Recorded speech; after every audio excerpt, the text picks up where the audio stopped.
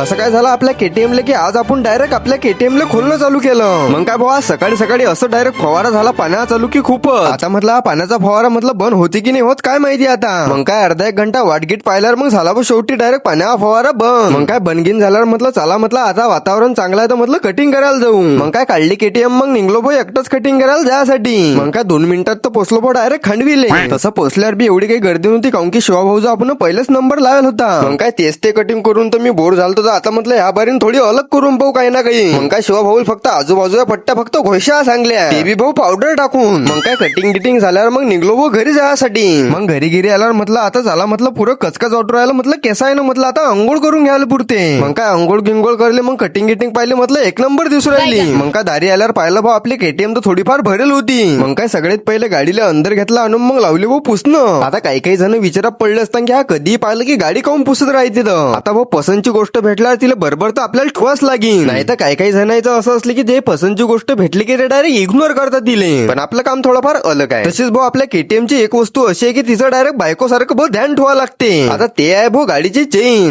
गाडी पुसून राहिलं तर म्हटलं चेनवर तेवढा स्प्रे मारून घ्यायला पुरते आणि चेनच्या अंदर व्हायला पुरं भाऊ डांबरीकरण. सगळ्यात पहिले तर हे क्लिअर करून घेतो एकदा. मग का चेन फक्त भाऊ पुसून घेतली काऊन की स्प्रे तर आपला खतम झाला होता. मग त्याच्या बाद संध्याकाळी आपल्याला जाणं होतं भाऊ वावरामध्ये. आज संध्याकाळी भाऊ आपल्या वावरात डवरे मारता चालू होते भाऊ आपल्याला नळ्या करणं होतं बरोबर. काऊन की डवरे मारता मारता जर नळी जर अटकली तर म्हटलं घोर होऊन जाईल. मग काय ज्या नळ्या भाऊ मातीमध्ये अटकल होत्या त्या टाकल्या आपण भाऊ काढून. मग नळ्या काढणं झाल्यावर मग काढले भाऊ इकडे ढेपण इकडे टाकलं भाऊ कुठा. मग डवरे गिवरे मारणं झाल्यावर मग आपल्याला ठेवणं होतं भाऊ बाकीचं सामान बंद सामान ठेवले गेल्यावर मग निघलो भाऊ घरी जायसाठी. चला तर मग आजच्यासाठी एवढंच. मग लवकरच भेटू भाऊ पुढच्या ब्लॉग मध्ये. पण याच्या पुढचे डेली लाईफ जर ब्लॉग जर पाहिजे असेल तर आपल्याला लवकर फॉलो घ्या करून.